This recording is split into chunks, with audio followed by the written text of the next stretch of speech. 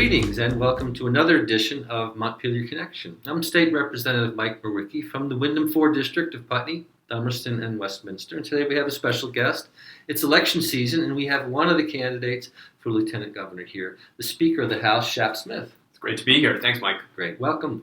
Thanks for taking the time to do this. I know it's been a busy year, a busy session. Not going to assume everybody knows you and your background here. Can you tell us a little bit about what you've been doing, where you're from, and where you hope to go? Yeah. Well, first of all, thanks. It's been great serving with you for the last 10 years. So a lot of people don't know that I grew up in Lamoille County. My folks, like many of the people here, moved up to Vermont in 1970. My dad was he had worked as a branch manager at a bank in Connecticut, and he decided that he wanted something else. And so he and my mom moved up to Wolcott, Vermont. He started a farm because there wasn't much to do, and had 200 sheep and 2,000 taps in the sugar bush, cut Christmas trees and sent them down to New York in the winter time. And that's where I grew up. In the 1970s, I was raising my own gardens and going and selling produce down at the local farmers market. I had the opportunity to go to the University of Vermont, left for a while, got a law degree. 1993, I was working at the Midtown Manhattan at a big law firm and looked out the window and said, what the hell am I doing here? And decided to move back to Vermont and have been here ever since. And my wife and I moved back to Lamoille County in 1999, where we've raised our two kids who are 14 and 11. I ran for the legislature in 2002 in response to civil unions, largely because I was really saddened by the backlash that had occurred. And I won by 40 votes, and I've been in the legislature ever since. Yeah. Well, there's been some very impressive work done since you've been Speaker. I can remember going back to watching the evolution from marriage equality's start back in the 90s, when we first passed the anti-discrimination laws, went to civil unions, and then the battle really for marriage equality, which we passed, the Senate passed, and then Governor Douglas vetoed. And the veto vote, we overrode. Oh man, that brings back a lot of memories. So I was elected Speaker in January of 2009, and then talking with then Senator Shumlin, we had agreed that we would work on marriage equality and pass marriage equality. And frankly, I don't think either of us thought that it was going to be vetoed. So I'm first-year Speaker. All of a sudden, we're passing marriage equality. People forget that in 2008, California had voted to ban marriage equality through a referendum. So it was really important that we be successful in passing this. So we get back, we pass it, and the governor then says he's going to veto it. And we had to scrounge. We had to, go out and try to get every vote. Floyd Neese, who was the majority leader at the time, was driving everywhere. I was talking to people on the phone, and we got it by one vote. And I still look at that as probably one of the proudest moments of my life. The ability to do that. And I think that Vermont again changed the conversation around marriage equality when we overrode that veto. Yeah, I also agree. It was the first state not to do it because we were required to do so by court. And I think it started those dominoes falling across the country. And I thought about that last year when the Supreme Court said, marriage equality is the law of the land. And I thought to myself, if the people in Vermont in 2000 hadn't done civil unions, if we hadn't pushed back against California in 2009 by passing marriage equality and then showing that there would not be electoral backlash, that was a big deal. So that's definitely one of the proudest moments of my speakership. Well, you became Speaker just in time for the Great Recession. So there have been some pretty tough times along there. Now, there's been a narrative in this country that somehow Republicans are the party of fiscal responsibility. But when you look nationally, in the last 50 years, the only presidents that have balanced the budget were Democrats. Jimmy Carter and Bill Clinton.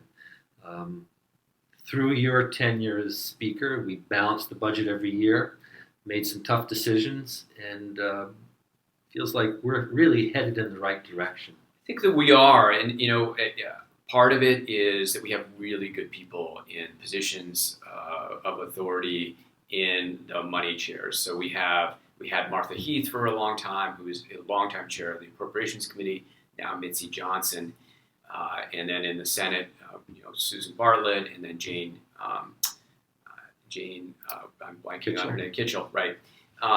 And they have understood that we need to make investments in our people, but we don't have unlimited resources, and so we've tried to make sure that we're working to invest in our kids, that we're doing the right thing by making investments in our roads and bridges and things that are really important for the long term, and also our social services. And those are tough decisions. But the thing that frustrates me about the other side sometimes is they make a lot of promises and then they don't talk about how you're going to pay for them. Yeah. And I feel like the Democrats make promises, but then they say, we're going to pay for the promises that we've made. And if we can't pay for it, we're not going to do it. So that's been my philosophy as Speaker. Well, I think we've made some interesting financial decisions on how to pay for things too. For instance, the fee bill this year, I felt was a unique way to have really out-of-staters pay for Vermont services. Yeah, well, we raised $20 million this year by raising mutual fund fees that are registration fees if you want to sell the product in the state, and they register in every state. And we put ourselves in line with what other states were charging, and hadn't looked at that for a long time. Give some credit to the administration that they found this, and then we use that money to help pay for things that are important, healthcare, and making sure that we put a little more money into our state colleges, that we put more money into our designated agencies for mental health, those kind of things, really important. Yeah. One of the things that I really give Governor Shumlin credit for is recognizing and not being afraid to put out front one of the biggest societal problems we have right now, and that's the addiction to opioids. You were right there with him. Mm-hmm. Do you think Vermonters understand the scope of the problem even now?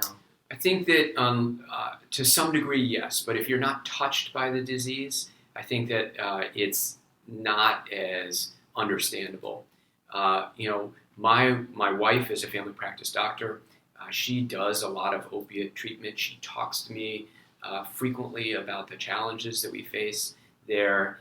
It's not just about the disease of addiction. It's also about the underlying economic factors, and this is happening throughout the country. We need to have people be able to make a living that can give them stable lives. And I think that the opiate addiction is a symptom of some of the economic conditions that we find in this country. And it's not the sole reason that we face the challenge, but we have to acknowledge that, for a lot of people, there is no hope. And we have to figure out a way to build a better economy so that there is more hope. Yeah. You know that people who work in this field will tell you that alcohol is still the most prevalent and most destructive drug out there, but there's something about the opioids that changes how the brain functions. It especially affects the children of people dealing with addiction, and we're faced with that right now. It's a huge challenge, and if you talk to anybody in schools, they'll talk to you about the consequences of this epidemic on the teaching environment, and it's really prevalent throughout the state. And here's what I would say about Governor Shumlin with regard to this issue. He was really criticized for highlighting it, and people said, "Wow, you're bringing up something that's a negative for the state of Vermont." Well, if you go to any national conference or any state, what you see is people talking about this issue. And one of the things that made me proud of the governor when he gave that speech was he recognized that there was a problem, and he was willing to name it and say, we are going to do something about it rather than sweeping it under the rug. And so, and he saw it because he was in the schools. He saw there was a challenge for schools. He saw it was a challenge for law enforcement. So, we in this state, I think, have a history of seeing the problems, naming them, and then trying to do something about them. Yeah, and this is a case where Vermont's really ahead of a lot of other states now because of that.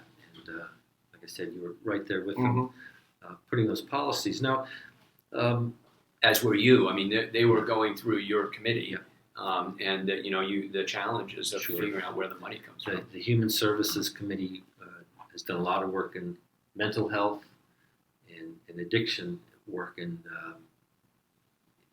it's right there at the cutting edge of so many of our problems there. Yeah. So, providing those services, the follow-up is essential to helping a lot of Vermonters become productive citizens again. Former Speaker Mike Mrowicki, and I was in the credit union in Putney yesterday, and was talking about the legislature, and this woman was from Bellows Falls and wanted to know if I'd seen Mike and how he's doing, and he's just a beloved figure around here, as he was around the State House and still is. Speaker Mrowicki had a way of framing things, framing our work, and asking, how is what we're doing going to help Mrs. Murphy who lives down the street? Now, we've done a lot to move the economy forward, the green economy especially. And what I tell people is, well, Mrs. Murphy's electric bill is less than it was. The pollution is not quite as much, and that affects people's breathing because, as your wife probably knows, the incidences of respiratory problems. What are some of the other things that Mrs. Murphy is better off for? Well, I mean, it's as simple as passing the minimum wage and increasing the minimum wage and bringing up the floor and making sure that we're closer to a minimum wage that is a livable wage. And we have further to go, and we'll be working on that over the coming years. It's like passing paid sick leave so that Mrs. Murphy, if her kid gets sick, doesn't have to make the decision about whether she's going to stay home with her sick kid or leave that sick kid at home because she has to go to work to pay for or if she's rent, sick going or to if work. she's sick. It's things like understanding that even for people who are not on Medicaid, who allegedly can afford health insurance, that the federal subsidies through the Affordable Care Act aren't going to be enough. So we got to actually help a little bit more. Earned income tax credit, understanding that we're not going to cut the earned income tax credit because we want people to be able to afford childcare, making sure that we have childcare subsidies if somebody wants to go to work. These are all things that we're putting money into because we understand that it's hard for a lot of people to make a go of it.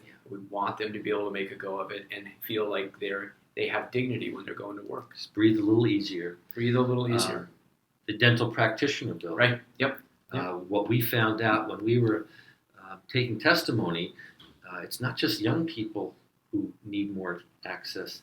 Elders, we found, are quite underserved in having access to dental services. So that bill is going to open up a lot of doors for people. I was actually really happy to be able to go to the signing of that bill and see that people like Vermont, or the institutions like Vermont Technical College, were supporting it. Some dentists were there. What I tell people around here is that we try and cram a year's worth of work into 16 weeks. And it's almost inevitable we're going to leave some important things on the table. What are the kind of things that you look ahead and hope that we can be talking about in the same way the dental practitioners bills we're going to pass and will help people? So I think there are a number of areas where we still need to do work. As we've already talked about, childhood poverty and early childhood education are really important. There's a group called Let's Go Grow Kids that's going around the state and is talking about the importance of education from birth to 3. I think about Mike Mrowicki, who was an incredible mentor to me when I first became speaker, and still to this day, when I've been in the State House, we have breakfast every Friday morning so that he can impart his wisdom. Very generous guy. Yeah, sometimes there are a couple of riddles that he tells. But, Mike, I think, not only thought about Miss Murphy, but he also thought about the kids. And we want to make sure that kids have the best opportunities that they can, and that's making sure that they have access to education, even when they're 6 months old. We know brain science says, you need to really help them out at that early years. So that's an area that I think we need to push on, 0 to 3 education. We still have a lot of work to do in healthcare. This year we passed some money for a study of expansion of Dr. Dinosaur. A lot of people have said, we just don't want to touch. What does that look like, though? Well, so what it would look like, there are a couple different options. We tried single payer, and I think we'll get there eventually, but I think we have to build on successful models. Yeah. One of the ideas is we have this Dr. Dinosaur program, very popular, has worked really well for hundreds of thousands of Vermont children. But not all Vermont children have access to it. There's an income cutoff. Why don't we expand it to every kid 26 and under in this state? Two things there. For a lot of parents who are getting health care for their kids and they don't have Dr. Dinosaur now, they have high deductible plans. When they take their kids to see the doctor, it's a real worry for them. If they had Dr. Dinosaur, they wouldn't have to worry about it. Or if something happened. If you're between 18 and 26 and you wanted to stay in Vermont, wouldn't it be cool to know that you didn't have to pay for health care? And that, I think, could be a real attraction to young Vermonters. So it's one idea that's out there. There's another idea about primary care for all. I think we need to make sure that we take the next step on the healthcare front. Sure. Now, one of the issues that is really spanning across many different areas that we deal with is housing. Yeah. For some, they look at it as a barrier to economic development. It's a barrier to keeping or bringing younger people to Vermont, and it's a barrier for those at the lower end of the economic demographics. What options do we have? How can we really dive into this and make some progress? So 2 years ago, working with Bill Bozzo, who's the chair of the Commerce and Economic Development Committee, we created a first-time home buyer down payment assistance program that gave opportunities to 60 new home buyers in the last year to have some down payment assistance and allowed them to get into houses that they couldn't have. We've expanded that program this year, and that's really helpful for people who are making $60,000 or less. We need to continue to make investments in not only affordable housing but workforce housing as well. It's for a young couple down here in Windham County, I hear frequently when I'm down here, housing is expensive and the stock is not. It's old. And we've got, similar to Burlington, about a 1% vacancy rate. Yeah. So and part of it is also thinking innovatively and being willing to look at ideas from across the aisle. This year, in the House, we passed a pilot program that would have created 2 pilots around the state for workforce housing developments and some money to help with infrastructure for them. Unfortunately, the Senate took that out. We had put $1 million towards that. I'm hoping when I'm Lieutenant Governor that I can persuade the Senate that idea is a good one. We have to think of some unusual things to get us across the line. One of the most important aspects of being Lieutenant Governor was illustrated when Howard Dean took over due to the untimely death of Governor Snelling. And I feel it's the reason, and I'll be up front here, it's the reason why I'm supporting your candidacy now. I feel like being ready to step in, you have to know the width and the breadth of government. And I see you as the most qualified person there. When you think about being Lieutenant Governor, how much of that is thinking about, well, you're a breath away? Yeah. A lot of it is that, and certainly that is an aspect of why I think I would be a good Lieutenant Governor, because I do believe that I would be ready should anything happen to the governor to step into the position. And I've served as Speaker for 8 years. I have a history of being able to bring people together, and I think I, not only inside the building but outside the building. At the same time, if I'm Lieutenant Governor, I'm not sitting around waiting to see if I can become governor. I want to work with the senators to get things, to help them get things done. So I have great relationships with the senators. Senator Ballant, who's here, has endorsed my candidacy. And what I'm hoping for is to bring the facilitative skills that I had in the House into the Senate and work with people to bring people together. Yeah, I think that's one of the more impressive pieces of work that I've seen. You're conducting a 150-member orchestra. It is an orchestra. And at times a very unwieldy orchestra. Yeah. And I know just among Democrats, someone once said it's like herding cats. But you've done a lot of good work. You've gotten a lot done, and it's as impressive as any work I've seen. So it's why it's easy for me to say that you're the guy. That you got my vote. Thank you. Well, I was telling you earlier, I mean, this is the best job that I've ever had, being Speaker of the House. 8 years was a long time. It's 2 more years than Speaker O'Connor served in the 70s. But it's time for somebody else to get that opportunity and time for new challenges. It is really fun to try to figure out how you can bring an idea to action and get people who might have disagreeing voices on it to come to the same place. And I watched Gay Symington, who's the speaker before me, really do great work in achieving consensus, and learned a lot from her about how you can do that. And Peter Welch, who I've observed for years, who really spends a lot of time trying to figure out where there's disagreement, is there a kernel of common ground that we can build off of? Well, got a few minutes left. Yeah. Closing statement you'd like to share with them? Well, I mean, I've talked a little bit about it already, but here's the thing. I believe that there are areas that we have more work to do in Vermont.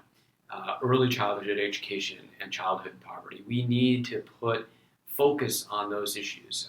I see it in my kids' classrooms. My son's 14, my daughter is 11. You go into school and you see kids who are having trouble doing their work because of the environment that they're growing up in, and because of the fact that they have food insecurity, economic insecurity, they have housing insecurity. We, in a nation and as a state as rich as ours, I think can and should tackle issues like this. Downtown redevelopment, another key.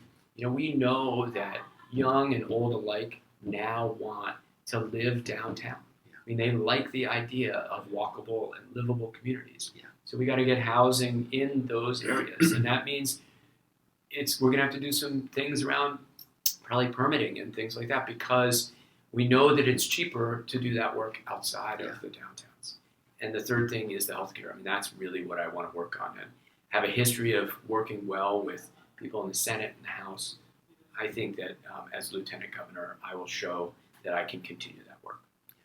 Well, that's all for today's edition of Montpelier Connection. Thanks again to all the people at BCTV for helping make this possible. Until next time, I'm Mike Mrowicki. Bye-bye now.